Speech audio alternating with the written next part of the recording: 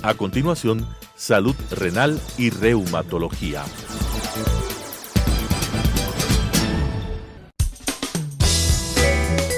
Clasificación A. Apto para todo público.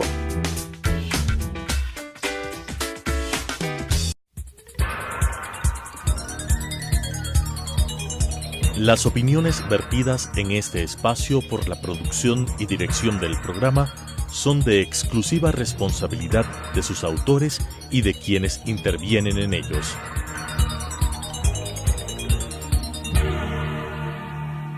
Telesucesos Canal 29 UHF presenta Salud Renal y Reumatología. Tratamiento integral preventivo y curativo de enfermedades renales y reumatológicas con la conducción de las doctoras Belia Meléndez y Cristina López. Salud renal y reumatología. Buenos días, gracias por acompañarnos nuevamente en este programa Salud renal y reumatología.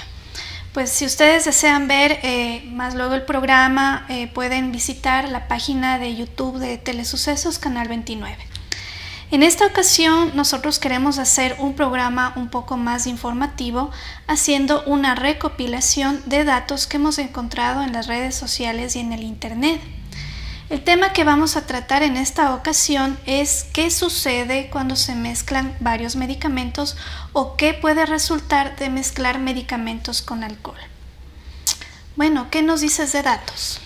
Bueno, alrededor del mundo existen millones de personas que por desconocimiento o por omisión muchas veces de la persona que les prescribe llegan a automedicarse o toman muchísimos medicamentos de diferentes clases que no han comunicado entre profesionales, que no constan de pronto en el registro médico porque se hacen atender en diferentes lugares. Y este tomar varios medicamentos de diferente tipo puede llevar a lo que se conoce como interacciones medicamentosas. Estas interacciones medicamentosas muchas veces pueden ser positivas para algún tipo de tratamiento, pero en ocasiones pueden ser muy negativas e inclusive pueden llevar a la muerte del paciente, complicaciones graves e inclusive a la muerte. Entonces cuéntanos un poco sobre esto. Bueno, datos en nuestro país no tenemos muy claros, pero sí podemos hablar de países como Estados Unidos, en los cuales se detecta más o menos unos 2.5 millones de casos nuevos cada año de mezclas de medicamentos, especialmente de medicamentos como son los opioides y las benzodiazepinas, que ya vamos a ver más adelante de qué se tratan. Esta es la razón por la que la FDA hace un pedido por estas alarmantes cifras en que se crea una conciencia en médicos y en pacientes. Pues sí, nosotros como profesionales estamos bastante conscientes de que esto se ha convertido en un problema de salud pública, ¿no? En cuanto a la sobredosis, a la interacción, por la cultura misma de decir no pasa nada si te tomas 2 o 3 veces la dosis adecuada, o en otro caso que ya habíamos hablado en otros programas, en los antibióticos, cuando no se cumple al pie de la letra el tratamiento que se prescribe, ¿no? Habíamos hablado de la resistencia bacteriana. Pues vamos a poner ejemplos. Claro, bueno, ejemplos hay muchos, ¿no? En todo caso, cuando un paciente, por ejemplo, acude por cierto síntoma o para un chequeo habitual y de pronto el médico le encuentra, por poner un ejemplo, el colesterol elevado y le envía cierto tipo de medicamento. El paciente obviamente va a tener la seguridad de que este medicamento, porque se han realizado todos los estudios correspondientes, va a servir para tratar esta molestia o esta afección que tiene. El paciente puede confiar en el medicamento porque se tiene estudios realizados en la FDA en donde se ha visto sus efectos positivos, así como los posibles efectos secundarios. Ahora también hay que enfatizar un poco en que no es muy conveniente que el paciente se ponga a leer todos los efectos secundarios de un medicamento, porque son efectos que se pueden dar en un grupo minúsculo de personas, de pronto 1 en 1.000.000, que son muy raros, y a veces el paciente inclusive por esto puede dejar de tomar el medicamento, que tampoco es la idea. En todo caso, hay que saber que si un médico nos envía cierto tipo de medicamento, podemos tomarlo con seguridad, pero debemos comunicar a otro médico en caso de ser necesario, como por ejemplo lo que ahora vamos a comunicar. Claro, el mismo paciente va a otro profesional porque está deprimido, porque está triste, entonces el profesional decide darle un antidepresivo. Pero en este caso el paciente no avisó que también tiene colesterol alto y que está tomando estatinas o algún producto para bajar el colesterol. Entonces aquí ya puede existir una interacción, pues la FDA no nos asegura o no tiene estudios muy claros, es más, estos estudios no son éticos hacerlo, de mezclar tantos medicamentos en una persona. Entonces no vamos a tener la seguridad de qué es o qué efectos secundarios va a pasar. Puede ser que los efectos secundarios se potencien o un efecto adverso que realmente puede llegar a ser letal. Claro, entonces nosotros, ¿cómo podemos saber qué va a pasar al combinar un medicamento o dos medicamentos? O hay muchos pacientes que toman 3, 4, 5, 6, 7 tipos de medicamentos diferentes porque tienen múltiples enfermedades crónicas o enfermedades crónicas que requieren tratar varios aspectos. Una de ellas es la enfermedad renal crónica, que son pacientes que toman una lista de medicamentos prácticamente interminable, lo que se llama polifarmacia. La respuesta pues es difícil porque no sabemos qué va a pasar y hay muchos medicamentos en los que no se ha comprobado interacciones. En todo caso es muy importante que el paciente comunique al médico qué está tomando, si tuvo alguna otra consulta antes de la consulta con el otro facultativo, para poder nosotros estar un poco atentos a lo que pueda pasar, advertirle si siente algo raro que acuda rápidamente, y también estamos un poco a expensas de la información de las casas farmacéuticas, que es lo que viene limitado por los experimentos, las pruebas que han hecho antes de sacar la medicación al mercado. También hay que tomar en cuenta que cada paciente tiene una sensibilidad a un producto. No es lo mismo que tú tomes aspirina o que yo tome aspirina, ¿no? En ti puede tener ciertos efectos secundarios y en mí otros. Entonces sería terrible extrapolar los síntomas de un paciente a otro, ¿no? Pues de igual manera será difícil saber si es que va a haber una reacción. Es por esto que siempre mencionamos que la medicina es una ciencia inespecífica, donde 1 más 1 jamás es 2. Entonces nosotros damos los medicamentos con la idea de que suceda lo que el estudio sobre este producto nos dice. Pero a veces la situación, el ambiente, la misma genética de la enfermedad puede actuar de diferente manera y por tanto generar otros resultados, ¿no? Es por eso que el comentario de los pacientes es: estoy tomando tantos medicamentos y yo me siento peor o no siento mejoría.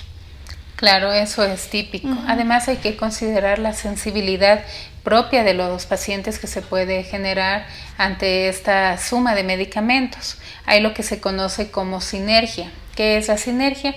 Cuando se juntan los medicamentos y estos suman sus actividades y pueden causar ciertos tipos de manifestaciones.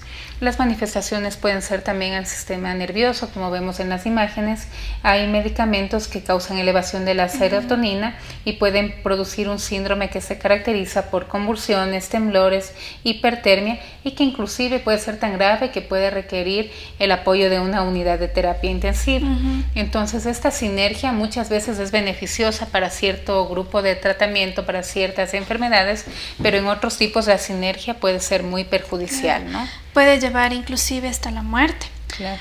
Cuando se toma más de 2 medicamentos a la vez, uno de ellos puede llegar a interferir el viaje del otro. Todos los alimentos y todos los medicamentos van a pasar por un laboratorio interno que es el hígado. El hígado es el encargado de metabolizar cierto tipo de productos, cierto tipo de fármacos, ¿no? Entonces, lo que hace es que un medicamento, mientras el hígado está ocupado degradando un medicamento, llega el otro medicamento y pues no puede degradarse a la misma velocidad, de tal manera que permanece mucho más tiempo en el cuerpo y su disponibilidad va a ser mucho mayor.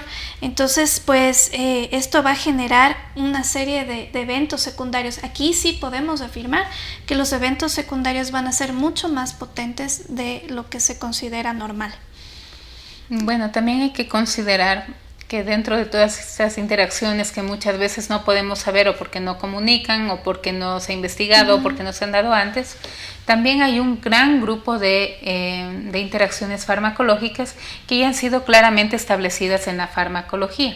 Por ejemplo, la combinación de analgésicos opioides con relajantes musculares. Esta es una combinación que tiene muchas acciones que pueden ser perjudiciales porque tienen efectos a nivel del sistema nervioso central, causan depresión de la función respiratoria, sobre todo si se administran a dosis elevadas.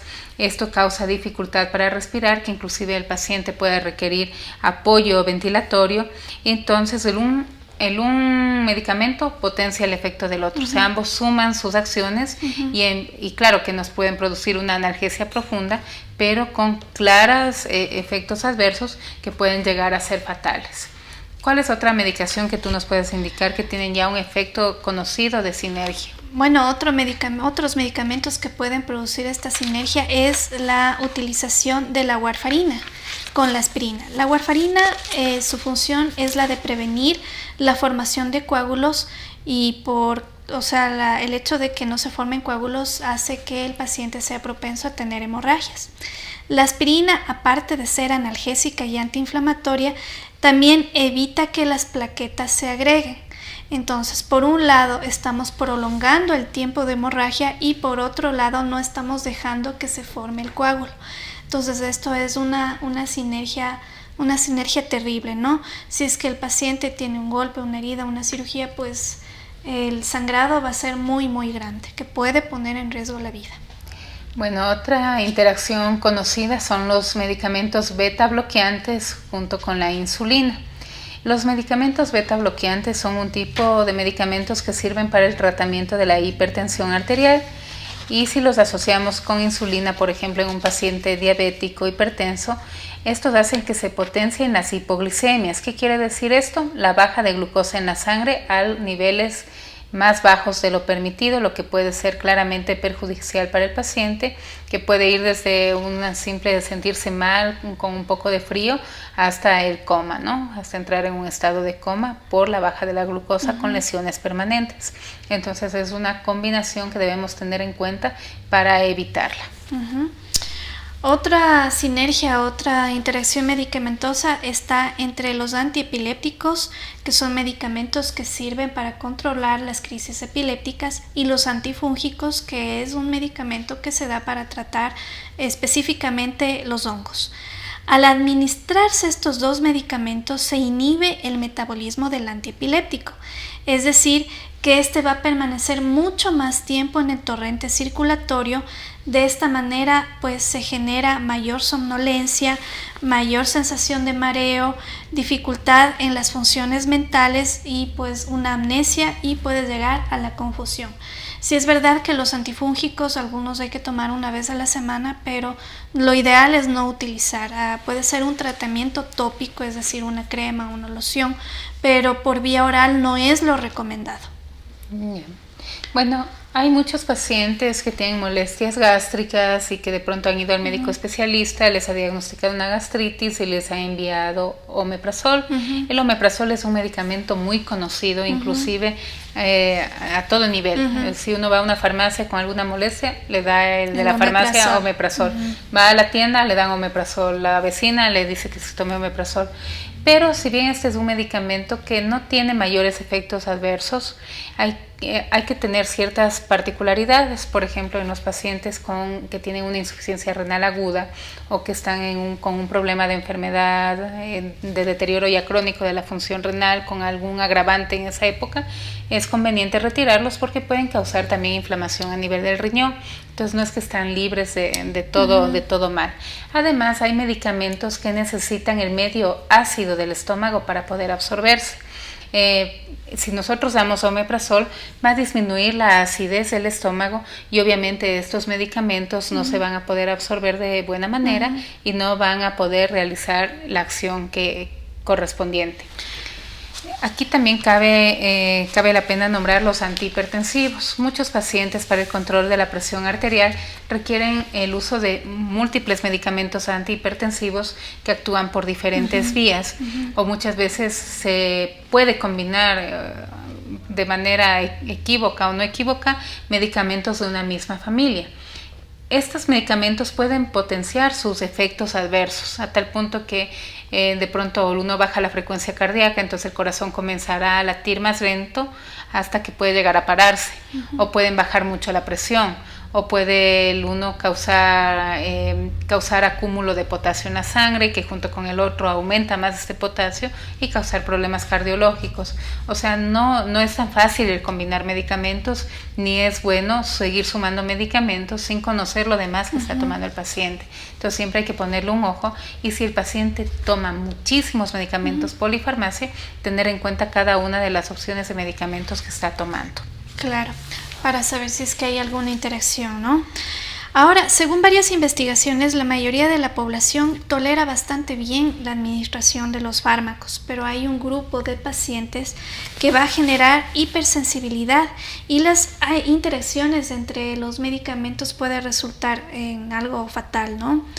Curiosamente, en muchas investigaciones que se realiza, muchas investigaciones utilizan la herramienta como en Internet, en el cual se indaga sobre las preguntas que hacen las personas. Entonces, se ve qué preguntas son las que más frecuentemente las realizan. Por ejemplo, qué sé yo, la aspirina produce dolor articular, y si se observa que varias personas hacen referencia a esta pregunta, pues esto puede ser un campo fértil para más investigaciones o para detectar un efecto secundario. Claro. Bueno, ahorita ya hablamos un poco sobre las interacciones entre dos tipos de medicamentos que son también habituales, son comunes por varias causas, pero también es importante hacer referencia a las interacciones de los medicamentos y el alcohol. Hay muchas personas que, pese a estar tomando múltiples medicamentos, consumen con bebidas alcohólicas. Pues beber alcohol y tomar medicamentos es extremadamente peligroso. Primero, porque se puede alterar la composición de base del fármaco y causar alguna alteración en su composición que potencie su efecto o lo disminuya, así como también puede hacer que por el efecto del alcohol puede causarnos un olvido, que no se tome la medicación o que duplique la dosis que ya tomó. Entonces son múltiples las consecuencias que pueden surgir de esta combinación, que no es para nada recomendable y que de hecho está totalmente contraindicada. Claro, todo medicamento no debe ser tomado con alcohol, o sea, no es compatible, ¿no? En este caso tenemos a las conocidas benzodiazepinas, cuya función es la de deprimir un poco el sistema nervioso central. Cuando juntamos con el alcohol, pues la sedación del paciente es mucho mayor. El paciente de inicio puede presentar mareo, confusión, problemas con la memoria, un poco de irritabilidad, hasta agresividad, pérdida de conciencia ya en estados más grandes, el coma, incluso la muerte. Y ahora hay otro factor agregado. El alcohol produce vómito, y si el paciente está sedado, corre el riesgo de aspirar y no fallecer tanto por el medicamento, sino por la aspiración que realizó. Pues no entra oxígeno a sus pulmones y el desenlace es fatal. Ya, en el contexto de lo que tú estás mencionando sobre la sedación, aquí también debemos incluir a los medicamentos opioides. Los medicamentos opioides, que muchas veces están indicados para el dolor, también suelen tener un grado de efecto sedante. Al combinarlos con el alcohol, obviamente va a haber depresión del centro respiratorio, lo que le va a llevar al paciente a que no pueda respirar, a que entre en un estado de depresión total, que se pueda asfixiar con el vómito, aspirar, que es bastante común, o que le debe también a la sobredosis del medicamento. Entonces es importante no realizar ningún tipo de combinaciones, realmente de ningún medicamento, pero obviamente estos son extremadamente peligrosos y causan altísima mortalidad.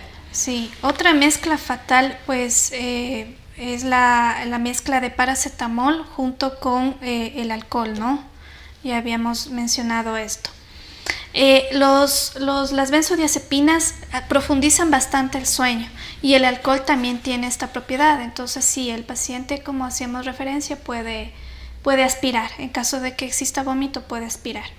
Con respecto a los estimulantes, que esto es algo que está de moda, ¿no? Tomar estas bebidas energizantes junto con el alcohol, ¿qué se ha visto? Bueno, los estimulantes, y al igual, como su nombre lo indica, estimulan el sistema nervioso central, haciéndola a la persona más activa, más efusiva. Entonces, esto contrarresta un tanto el efecto del alcohol, que tiene un efecto depresivo. Al paciente a la persona estar muy estimulada y no saber los efectos del alcohol, qué tan graves están en su organismo, puede llevar a una sobredosis, ¿no? Puede llevar a una sobredosis de alcohol, obviamente con las consecuencias desde traumatismos por caídas hasta la aspiración y la muerte del paciente, ¿no? Por un paro respiratorio. Tú ya habías mencionado hace un momento el paracetamol. Nosotros sabemos que el paracetamol es un analgésico que todo el mundo conoce, es uno de los más seguros, está ampliamente extendida su venta, es de venta libre además, y que inclusive está ampliamente difundido hasta en redes sociales por todo lo que se conoce del paracetamol. La combinación con alcohol es muy grave. Cuéntanos por qué es tan grave esta combinación. Pues sí, como tú dices, el paracetamol es un analgésico que está ampliamente difundido y pues a veces los pacientes se quejan que es el único analgésico que damos en los hospitales. Pues tiene varios estudios, tiene una seguridad muy amplia, tiene un efecto muy beneficioso en caso de dolor o en caso de fiebre. Pero ¿qué es lo que sucede? Cuando se toma alcohol, al día siguiente se tiene la resaca. Dentro de los síntomas de esto está el dolor de cabeza. El paciente automáticamente asocia analgésico paracetamol, se toma un paracetamol. Pero el paracetamol, la mayor fase de metabolismo la tiene en el hígado, pero el hígado ya tiene alcohol. Entonces lo que estamos haciendo es forzar a este órgano que eventualmente puede llegar a tener una insuficiencia hepática severa y puede ocasionar muchos estragos, ¿no? Aparte de que se puede potenciar o se puede aumentar el riesgo a que esta persona tenga cirrosis. Si es que es un bebedor habitual más la toma del paracetamol, pues sí, los medicamentos, como les digo, pasa por el hígado más el alcohol, entonces es una mezcla fatal. Claro, entonces no es tan fácil ir a la farmacia a comprar y automedicarse. Realmente para todo se debe tener precaución. Además que las intoxicaciones con paracetamol también suelen ser muy graves, no solo en adultos, también en niños, ¿no? Que muchas veces se deja un jarabito de pronto al alcance de ellos. Es importante no dejar al alcance de los niños y de pacientes que no tienen mucho control de sus actos medicación, porque pueden llegar a intoxicaciones graves o a realizar combinaciones que no son lo más apropiadas, ¿no? Claro, y de hecho los pacientes que tienen insuficiencia hepática, el paracetamol no es un medicamento adecuado que podamos dar. Exactamente, entonces sí es parte tanto de los antecedentes que se debe mencionar a la persona que le está atendiendo, como para el médico tomar en cuenta también este tipo de patología del paciente, ¿no? Bueno, también queremos darles algunos consejos. Sí. El primero de los consejos es que cuando usted tome medicamentos, sepa el nombre de los medicamentos cuando va donde el médico, porque de esta manera le ayuda a establecer qué está tomando y saber cuáles son las interacciones, qué medicamentos puede y qué no puede mandar, para no crear estas interacciones que son sumamente peligrosas. Si no puede aprenderse los nombres de los medicamentos, porque muchas veces son complejos, difíciles, debe llevar en un papelito la prescripción del médico, apuntado lo que le ha recetado. El segundo consejo es informar al médico sobre cualquier droga que esté usando. A drogas nos referimos tanto a la medicación que puede ser prescrita como a drogas de consumo legales o ilegales, drogas estimulantes, depresivas, prohibidas, cualquier tipo de drogas debe ser comunicado al médico. No tomar medicamentos recetados a otras personas. Por ejemplo, es que le recetaron a mi vecina para la presión arterial, entonces yo también me dicen que está alta, también me tomo. No es bueno. O por ejemplo, estoy con mareos, debe ser el colesterol que está alto y le recetaron tal pastilla a mi mamá, voy a tomarme yo. Porque de pronto se están haciendo interacciones medicamentosas o no sabemos cómo va a responder nuestro organismo a cierto tipo de medicación y a la dosis que se está tomando. Antes de aumentar o disminuir una dosis, hay que comunicar al médico. Un paciente, por más crónico que sea, esto me refiero, por mucho tiempo que tenga la enfermedad, no está en condiciones de él establecer su tratamiento, o sea, de definir cuándo quita o cuándo aumenta una dosis de alguna pastilla de las que se le está enviando. Y la más importante, y que hemos dicho ya por varias ocasiones, no automedicarse. La automedicación es sumamente peligrosa, no solo por los problemas que puede dar de intoxicación, sino también por problemas a largo plazo, de pronto en los riñones, en el hígado que ya mencionaste, pueden cubrir ciertas patologías, entonces no es nunca recomendada la automedicación. Claro. En tu área, bueno, de la mano con esto también van los medicamentos, los herbolarios. En tu área, ¿qué tan frecuente ves la automedicación? Porque sí se consideran fármacos a estos herbolarios, más los tratamientos que tú das. Es bastante frecuente e inclusive hay casos que uno ya se les prescribe la medicación adecuada y que el paciente decide suspenderla y reemplazarla por herbolaria porque así le recomendaron en el mercado, así le recomendó algún familiar. Y esto es sumamente grave. Como ya hemos mencionado, estas hierbas muchas veces son muy fuertes para una condición en la que, por ejemplo, en mi caso, los riñones ya están con una función deteriorada. Entonces, en vez de producir bien, van a producir un efecto contraproducente. No solo con la herbolaria, también hay muchos pacientes que una vez que reciben las indicaciones médicas tienen la mejor idea de irse a la primera página de internet que abrieron y consultar, y muchas veces he tenido el caso de que me han llamado a decir, pero doctora, lo que me está enviando daña los riñones. Y no se trata de eso. Obviamente, si le estoy enviando un medicamento va a tener el efecto contrario, proteger los riñones. Entonces hay que tomar la información también de la que hay en internet con pinzas, porque no todo es cierto, no todo es de buena calidad, no todo está sustentado. Entonces seguir la indicación médica, indispensable, preguntarle al médico sobre cualquier duda que se tenga, también es muy importante, y la herbolaria no se recomienda, claro. No se recomienda. También aquí entra un tema de educación no solamente para el paciente, sino también para por ejemplo, en áreas rurales. La medicina tradicional es respetable, pero sí las personas que lo aplican deben tener cierto conocimiento, ¿no? Cierta educación para detectar si es que esto es grave, enviar a un hospital grande. Pues en las enfermedades autoinmunes el asunto de medicina naturista pues hace mucho daño. Hemos hablado en infinidad de programas respecto a esto en referencia a las enfermedades autoinmunes y también renales. Claro, lo que tú dices es importante. Hay muchas veces que basados en la medicina tradicional se difiere el tratamiento, lo que conlleva serias complicaciones. En la medicina tradicional, como tú lo mencionaste, es muy respetable, pero obviamente tiene sus límites, ¿no? Claro. Y mientras no haga daño, pues está todo bien, pero el momento en que ya comienza a ser contraproducente, claro, vamos a tener que, obviamente no va a ser la recomendación. Pues en las áreas rurales el asunto muy explícito, ¿no? En el caso de las parteras, a las parteras se les capacita. En el momento que tienen una complicación, deben ellas referir a un centro más grande, ¿no? Claro, y tú ahorita topaste un tema que es muy importante y que está mucho en las comunidades de nuestro país, que son las parteras. Pero aparte de las parteras hay otro grupo, que son los sobadores.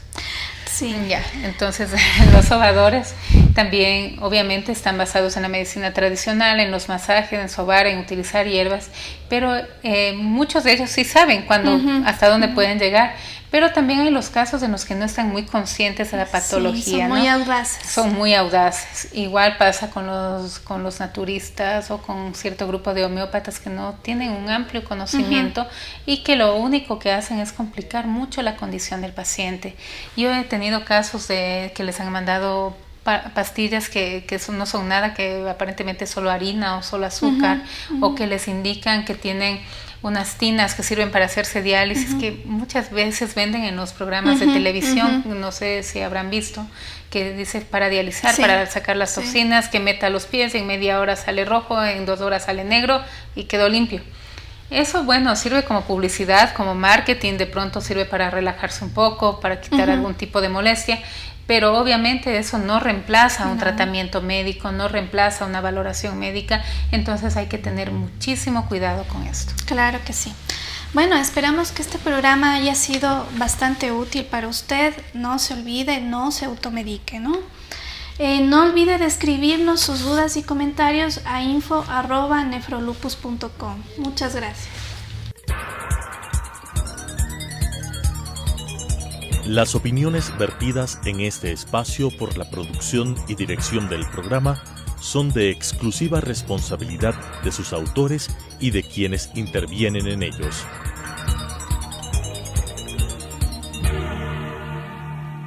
Telesucesos Canal 29 UHF presentó Salud Renal y Reumatología. Tratamiento integral preventivo y curativo de enfermedades renales y reumatológicas con la conducción de las doctoras Belia Meléndez y Cristina López. Salud Renal y Reumatología.